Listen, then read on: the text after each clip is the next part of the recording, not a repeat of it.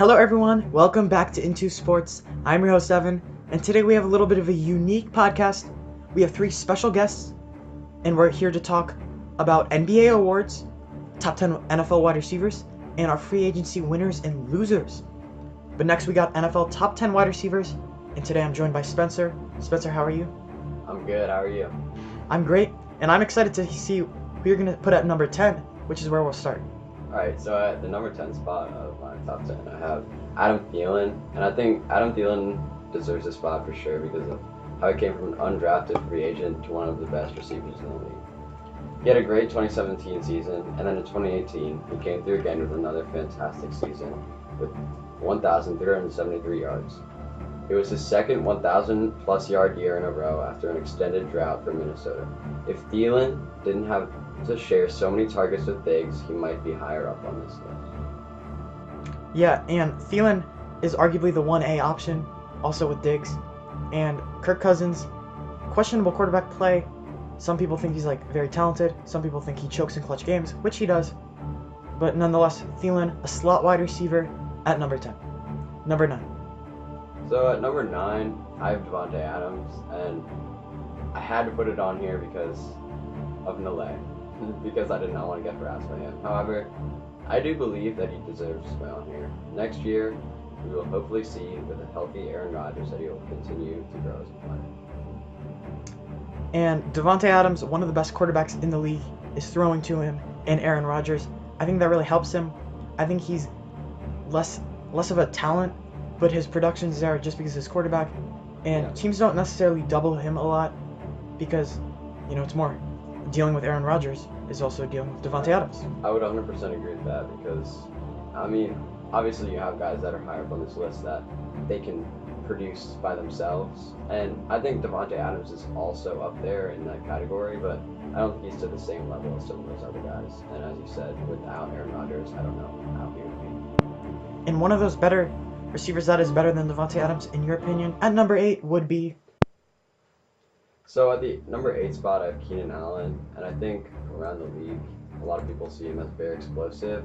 And although, as he may be overlooked a lot of times as a great receiver, I do think that a lot of people respect what he does and do see him as one of the top receivers. Last year we saw a really good Chargers offense with pieces such as Melvin Gordon, Phillip Rivers, and Keenan Allen. And I think that it'll only get better from here. And although we may see it deteriorate in a couple of years, I think for at least the next couple of years, I can see Keenan Allen staying in this top 10 pair. Yeah, I don't hear a lot of buzz about Keenan Allen, and I think I should. Arguably the best slot receiver in the league. I don't know who the rest of your list. He might be the best slot guy in the league. And he's just so good at getting third downs, so good at that short slant route, and he has an excellent connection with Phillip Rivers. Yeah, I would 100% agree with that. I think in the clutch, and you can always count on Phillip Rivers to get the ball to Keenan Allen, and something good will happen. But who is better than Keenan Allen? So at the number 7 spot, I actually have AJ Green, and a lot of people may say, well, he's had a lot of injuries and had some trouble with consistencies in the past, but I think AJ Green is often overlooked as one of the best receivers in the league. When he is healthy and playing at his best, he can almost be unstoppable. So I'm a Baltimore Ravens fan, and so I really have gotten to see him play against us and tear our defense apart. And other receivers have been added to the Bengals, and they have had a solid running back in Joe Mixon, and even though it is all surrounded by a not so great quarterback in Andy Dalton, I think AJ Green if he was not so injury prone and therefore more consistent, I could definitely see him as a top 5 guy on this list. The biggest problem with AJ Green is he's not on the field. He's always in the boot, in the walking boot, on the sideline, sitting on the bench. But years ago, like you said, he was regarded as a top 5 receiver, and he certainly still has that talent. He's really athletic, great reach, can reach really high on Hail Marys, like Ravens fans see all the time, and doesn't have the best quarterback in Andy Dalton, but I think he has a solid connection with him. Yeah, no, for sure. And I think when AJ Green is able to get going, and he he's part of the game with Andy Dalton. They do have a really good connection. And so I think really what he needs to prove himself as one of these like really great wide receivers is just, again, stay healthy and put up numbers like he can consistently. You know, he was a top 5 guy, but he's not anymore, in your opinion. What is this, number 6? So at number 6, Mike Evans. I think Mike Evans is just outside of what I consider the solid top 5, and I think those top 5 spots are kind of locked, and you can shift them around from there. But I think Mike Evans is often, again, overlooked as one of the top receivers in the NFL because of his practically irrelevant team. Yeah, Tampa Bay. The Buccaneers and his subpar quarterback in Jameis Winston. However, you cannot overlook the stats because they are telling. He has the 3rd most yards in the NFL with 1,524, an extremely high yards per catch. He is a big threat for his team. You will hopefully see his stardom will only increase through the years, and he will be extremely useful for his team. Yeah, what is he, like 6'5", excellent wingspan, excellent reach, a deep threat, like you mentioned, that average depth of target, average yards per reception, and he's great in the red zone and on a corner fade, jump ball, that kind of stuff, and really underappreciated, a yardage machine, but doesn't get a lot of talk. Yeah, I think, again, it's because of the Tampa Bay Buccaneers, but if they're going to become a contender again, I think Mike Evans is going to have to be a key piece of that. Yeah, and I actually think the Bucs are going to be a playoff team this year. I think Bruce Arians is really going to help Jameis Winston, and that will help Mike Evans. Yeah, 100%. I mean, honestly, I think Mike Evans could crack the top 5 this upcoming year. Yeah, we'll have to see. But who will he have to crack? Let's go to number 5. Alright, so to start out what I consider like my locked, solid top 5, whatever you want to call it, I've got Michael Thomas. And so I think that the thing that stand out most from Thomas is his catch percentage, which is a ridiculous 85%, which is the best of any receiver in the league. Michael Thomas is a receiver like you can almost always count on to get the job done, and with his great route running and ability to separate from the defense, he for sure deserves to be in the top 5. I am interested, however, to see, as we all know, he has one of the best quarterbacks in the league, Drew Brees. What would he be like if he was not playing with Drew Brees? Because there are a lot of receivers, like I'm going to get to farther in the list, that I don't know how great they would be if they didn't have, their consistent quarterback. But I think that with his production from Drew Brees, I think you can't not put him in his top 5 receivers. Yeah, playing with the greatest quarterback of all time, and that really gives him a bump in his production. But right now we're evaluating talent. And, playing with the GOAT, it's a lot easier to play well. And he plays with an offensive mastermind in Sean Payton. But I tell you, that short slant, he eats up the middle, just like a guy like Keenan Allen. And I think what Sean Payton could do is put him in the slot more to make him a little bit more unguardable. Michael Thomas at 5. Yeah, for sure. And I think one of the things that separates these next guys is I think just their sheer talent is shown because a lot of them don't have the best quarterbacks in the league, and they're able to put up big numbers without, having a guy that's always there that'll get you the ball when you're open. Well, a guy that didn't have the best quarterback, but now is moving into a much better situation. Number 4. Odell Beckham Jr. You got it. So, Odell, and over the past couple of years, has been seen as one of the top receivers in the league.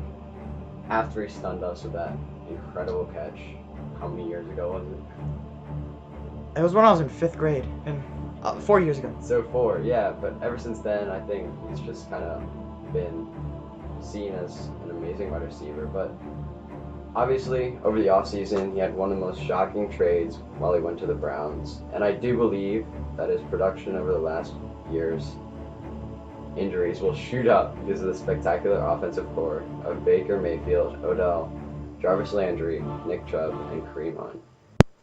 I believe that the chemistry between Odell and Jarvis Landry as they were college teammates will give him a warm welcome to Cleveland. And I do believe that many people will think, oh, well, he might not be able to put up as great numbers because he's going to a new place, new people. But as we have seen, I think that Odell will be able to handle the change well. And I hope for him that he has some great numbers and lives up to what we all expect of him. A big difference for Michael Thomas, he was playing with Eli Manning, and it looked like Eli Manning couldn't even throw the ball 30 yards down the field, which really impacted Odell.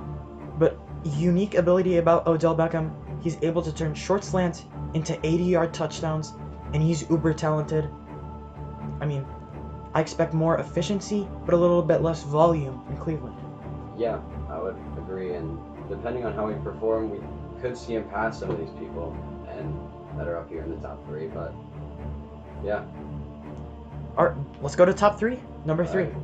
So, to start off the top 3, I've got in 3rd place Antonio Brown. So, indisputably, I think Antonio Brown 1 year ago was the best wide receiver in the league.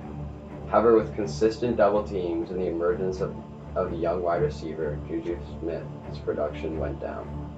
Last year, Antonio Brown had the most yards over the course of the season with 1,533 yards. And this year, in terms of yards, his production went down 15%. Now, don't get me wrong, Antonio Brown is still one of the greatest talents to be seen at the position, but I think with his recent trade to the Oakland Raiders, I don't think he'll be able to get nearly as much production as he did seem to have a good relationship when he was in Pittsburgh with Ben Roethlisberger. And so, transitioning now to Derek Carr, who is not nearly as great of a quarterback as Ben Roethlisberger, I'll be interested to see how Antonio's stats and just his overall play in general will decrease or maybe even increase. I think the complete opposite of what will happen with Odell Beckham will happen with AB. I think his volume will go up, but his efficiency will go down. He was a red zone monster in Pittsburgh and got so many targets in the end zone. But Raiders offense, I don't see them as an offense led by Big Ben, Mike Tomlin. This is an offense that will struggle more. Obviously, Antonio Brown is going to help that, but I don't think he'll get nearly as many touchdowns as before. I think he had 15 touchdowns last year, led the league, something like that. Yes, it was. He did have good touchdown production, but I think that it was partially due to the spreading out of cornerbacks among the two receivers.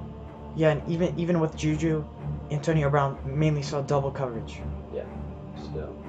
And I think that's part of the reason that Juju did emerge as a greater wide receiver, because people were focused on Antonio Brown, so who do you pass to? Juju. Yeah. And now let's go to the top 2. Yeah. You know, personally, we have these two guys flipped. Yes. So this will be an interesting debate. So, I think for all of us here, I think that the top 2 are Julio Jones and DeAndre Hopkins. And I think you could easily put both of them at number 1. And so at my number 2 spot, I have Julio Jones. And again, you could argue that he is the best receiver in the NFL. And that is a very solid argument. His play on the field is almost one of a kind. Last year, he produced 1,677 yards, which is extremely impressive, and I think that is one of the things that separates him from the rest of the wide receivers, is his ability to produce consistently. Although many people will say things like he can't get in the end zone enough, because he only had 8 touchdowns over the course of the season, which obviously Antonio Brown had 15, and Julio had 8. I think it's which is somewhat true to an extent. The number of touchdown numbers do not match some of his other stats. He does get in the end zone at a consistent enough rate to still be a threat. And he's always there to make big plays, as he has one of the highest yards in the air per target with 14. And knowing that he will always be there to make a play will really impact the defensive that are guarding him. I see in Julio Jones a wide receiver that will again continue to produce through his career, and hopefully will continue the production with Matt Ryan and keep up being the number 1 or 2 wide receiver in the league. Yeah, and you mentioned the touchdowns with Julio Jones. the first like 7 weeks or so, I think he had either 0 or 1 touchdowns. Yeah. But over the last half of the year, his touchdowns really picked up. He was on pace for like 13, 14 touchdowns. Yeah. And I think that it was just kind of luck that he wasn't getting in the end zone. Yeah. I mean, for a guy like him to catch the ball so many times, get so many yards, to not get in the end zone really didn't make sense. And we saw that trend stop, and he kept getting in the end zone last half of the year. Yeah, so hopefully he can carry that momentum to next season, and we could definitely see him surpass the number 1 receiver, who I'm about to say in a second. Well, I think he already has surpassed the number 1 receiver, but Yes, why in don't you my say head. who that is? Alright, so the number 1 receiver in the league, in my opinion, Evan may not agree, but I do not agree. it is DeAndre Hopkins.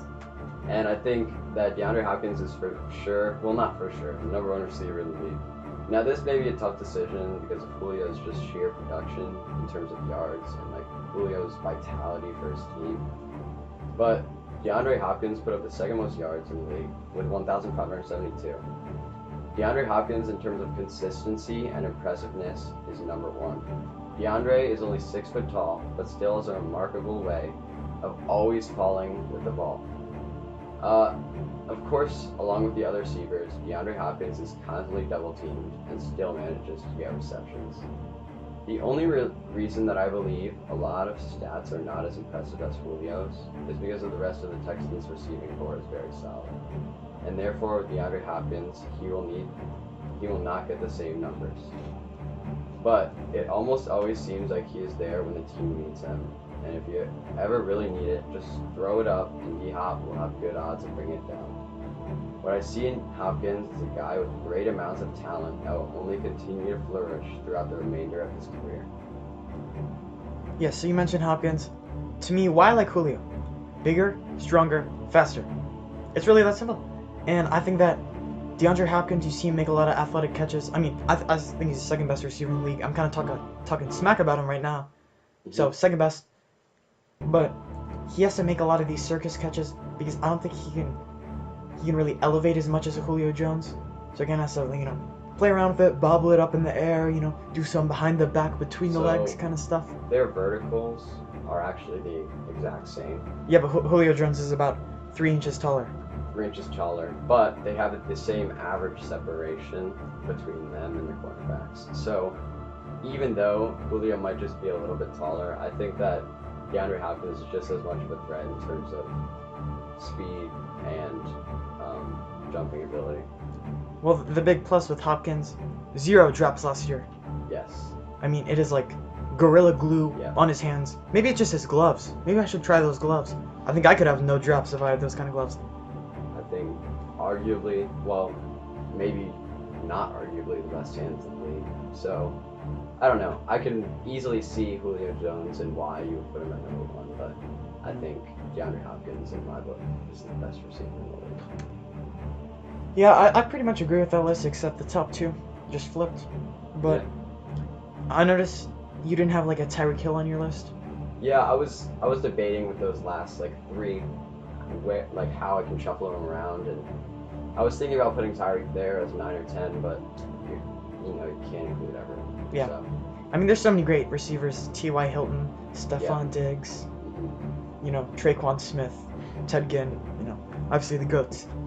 yes, but yeah. Those are the top. You just want to run through the list one more time from 10 to 1. All right, one more time. So at number 10, I got Adam Thielen. Number 9, Devontae Adams. Number 8, Keenan Allen. Number 7, AJ Green. Number 6, Mike Evans. Number 5, Michael Thomas. Yep. Number 4, Odell Beckham Jr. Number 3, Antonio Brown. Number 2, Julio Jones. And number 1, DeAndre Julio Hopkins. Jones. All right. Thank you, Spencer. All right. Thank you for recapping your top 10 wide receivers. Of course. Mainly agree, some disagree. Anytime. And thank you for stopping by. All right. So to talk NBA awards, I'd like to welcome to the show Pritul. Yes, warm welcome. Round of applause for him. As for starters, the MVP, I have James Harden winning MVP this year, averaging 36.5 points, 7.6 assists, and he's had two 60-point games and 650-plus games. So, Giannis is the other main candidate there. What makes you like Harden over Giannis? Giannis has improved his three-point shot and has been a very good passer and been very good at getting to the paint. But I feel like James Harden should go back to back. Also playing better defense than he usually does, averaging 2 steals, and he's shooting 44% from the field and 36.5% from 3. Now, I personally like Giannis for MVP, but I see that you like Harden. Obviously, 36 points a game, that's hard to beat. Now let's talk most improved player. Who do you like there? Zach LaVine. Zach LaVine over a guy like Pascal Siakam. Why? He started the season off hot, averaging 28 points.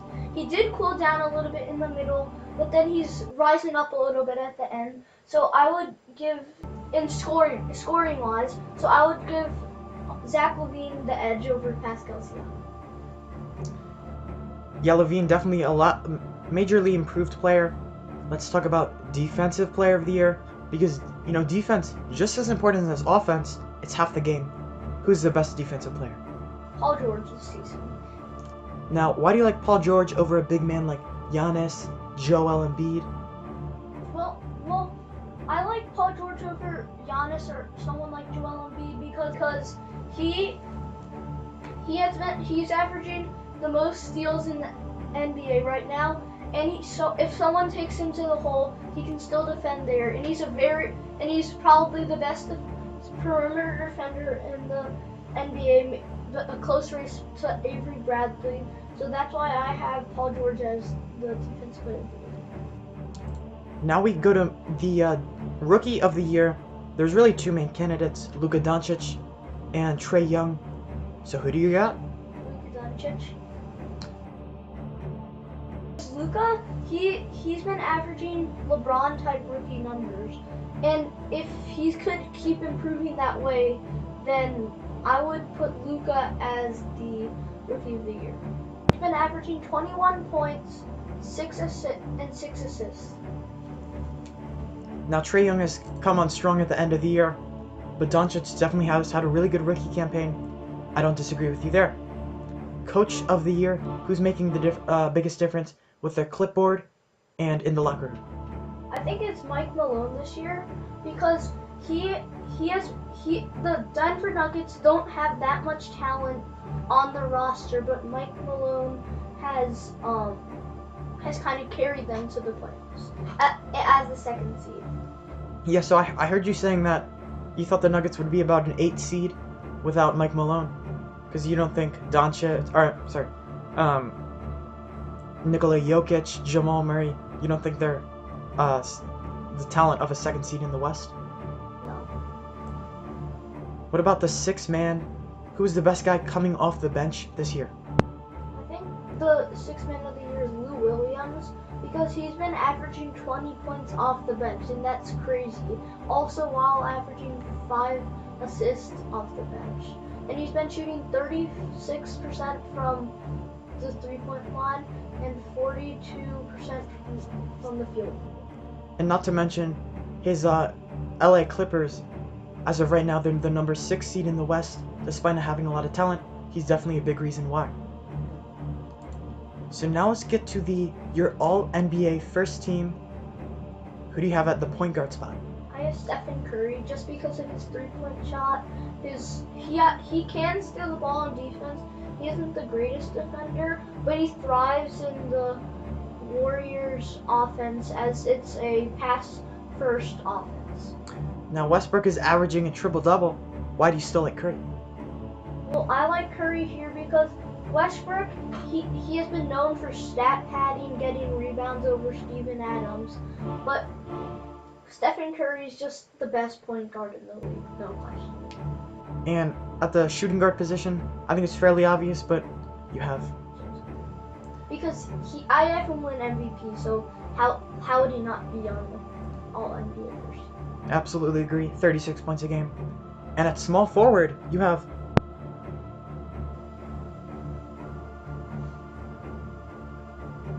I think it's LeBron James because I think LeBron James deserves that small forward spot because he's still averaging 27, 7, and 7. But he has been getting a lot of hate for his team and his team's record. And I think LeBron and Westbrook are probably the two most over criticized players in the NBA. LeBron, I don't think he deserves all that hate for how the Lakers have done this year. I think it goes more on Rob Pelinka. But who do you have at power forward? I have Because he is your second in MVP, right? Yep, and also he's just the second best player. And big guys still play in the NBA. I know we're moving more towards a point guard, that stuff. Center still exists. Who do you have? Anthony Davis. I have Anthony Davis because he's a defensive monster. Even though he wasn't like one of my defensive player candidates, he's still a defensive player. He's still a defense monster, and he's a terrific offensive player. Yeah, I'd have to agree. Even though his team's been losing a lot. Yeah, personally, I would probably put Embiid there, but I could see the argument for Anthony Davis. Thank you, Pritul, for joining the show with your NBA awards predictions. Let's talk free agency, because you know that happened. Most of the people have signed. There's a few people that still haven't signed. But let's talk winners, losers, best signing, worst signing. Neelay, Yes. welcome to the show. Okay, yeah. And, alright, hit me with your free agency winner. Biggest team winner. My biggest winner in free agency is the 49ers. They signed Quan Alexander and Dee Ford, who would both add a lot to a team who is lacking playmakers, besides Richard Sherman. They also added Jordan Matthews, who's going to add depth to their wide receiver corps. And outside of Richard Sherman, they did not have any decent defensive backs until they signed Jason Barrett and Jimmy Ward. Jason Verrett. Yes, same thing. You also didn't mention Tevin Coleman, and that's a pretty solid signing. Although their backfield, they have Raheem Mostert, aka Raheem Mustard, Tevin Coleman, Jerick McKinnon, Matt Breida. I don't know what they're gonna do with all those guys. So my biggest loser in free agency is the Chiefs. They lost Steven Nelson and Dee Ford, who are very big personalities in the locker room that kept the defense alive in the postseason. Wait. Big personalities in the locker room. Do you like? Is that a good thing or a bad thing? It's a good thing. Not like a Vontaze Burfict type of guy, but like someone who encourages the team to keep thriving and doing. So a positive locker room figure. Yes. Like a Drew Brees, for example. No. All kidding aside, Drew Brees is one of the best locker room figures in the NFL. But get back to the Chiefs. So although they brought in Emmanuel Ogbah, Tyrann Mathieu, and other defensive players, those players don't replace those big personalities that encourage the team. Yeah, to me, Tyrann Mathieu is an upgrade, but that was really their only win, and they basically just lost guys, gained Mathieu. I see why you say that they had the worst free agency. Yeah. But now let's talk individual players. Who was the best signing by a team that signed a player, and who was the worst signing? Start with best. My best signing is Mark Ingram. He signed a 3-year, $15 million deal with the Ravens. PFF graded him. Pro Football Focus. Yeah. By the way, Football just Focus, graded him with a 79.4 rating, which gives him an above average rating for a player when he was on the Saints. However, he should increase his productivity and workload because of the Ravens scheme and the run-first offense. Before this signing, the Ravens had an inconsistent Gus Edwards helping Joe Flacco and later on Lamar Jackson under center. And because of this, I think both Mark Ingram and the Ravens will greatly benefit from this signing. I don't like this signing. I completely disagree with you. Well, I think you have a little bias, you know? I'm not salty about Mark Ingram. You know, to me, I mean, it hurts to see him go. For the Ravens, I mean, they signed him on a 3-year deal. I think he's either 28 or 29, and the running back death age is 30 years old. And in about 2 years, I think he'll be kind of washed up, to be honest. And he played in an excellent Saints system. I mean, you throw any kind of talent whatsoever in there, and they'll be great. I mean, I'm not saying that Mark Ingram isn't a great running back. I think it was a decent signing, but I don't think it was anything great or exceptional. Well, I think the Ravens would greatly benefit from this, right? Because they run like more than half of the time, and their offense depends on running. And I know you said he would be washed up by the age of 30, but he's one of those running backs who looks to break that myth. Neelay, there is no breaking this myth. This is a proven fact that running backs fall off at the age of 30. There's some small exceptions, but I don't really see this being one of them. I mean, short term this season, I think he'll benefit their team. I think he fits their scheme. But 3 years, 15 million, I would prefer to 1 or 2 year deal. And I prefer picking David Montgomery in the second round of the draft if I'm Baltimore. Okay, well I know you're a little like salty because Mark Ingram left, but let's move on from this. So my worst signing is Trent Brown, which is the obvious answer, because he is without a doubt overpaid with a deal of $66 million over 4 years. And I know that the Raiders didn't have a good offensive line last year, which by the way was ranked 28th by Pro Football Focus. But spending that much money on a guy like Trent Brown is outrageous. I think the Raiders would have had a good offseason if they didn't have this signing. It doesn't make any sense to me. The third best offensive lineman on the Patriots, and whenever a Patriots offensive lineman leaves, like a Nate Solder, the coaching in New England is exceptional, especially the offensive line. I'm forgetting the offensive line coach's name, but he's the best in football. And this is going to be a hideous contract for Oakland, and it's really going to tank their cap for the next few years. Yeah, I completely agree. And it's not just the fact that he's an offensive lineman. It's the fact that he's a decent player that's being paid $16.5 million per year. In comparison, Roger Saffold, who I think is a more talented offensive lineman, got paid $44 million over 4 years. I think the offensive line is a very valuable position, one of the more valuable in football. I mean, people don't know the names of the offensive linemen, but they certainly do work, and they're certainly extremely important. And I like Oakland trying to address that issue that they have on the offensive line, but do it through the draft. Don't overpay guys to go to Oakland to play for John Gruden. And I just don't like the signing at all, one bit. Neelay, thank you for joining us, giving us that free agent recap. But that's going to be the end of today's show. I'd like to thank all of you for listening. I'd like to wish you guys a wonderful day. But if you did enjoy, maybe subscribe, maybe drop a like. But anyway, I'm your host, Seven. Today I was joined alongside Pritul, Spencer, Neelay, and I'm out. We're out. Peace.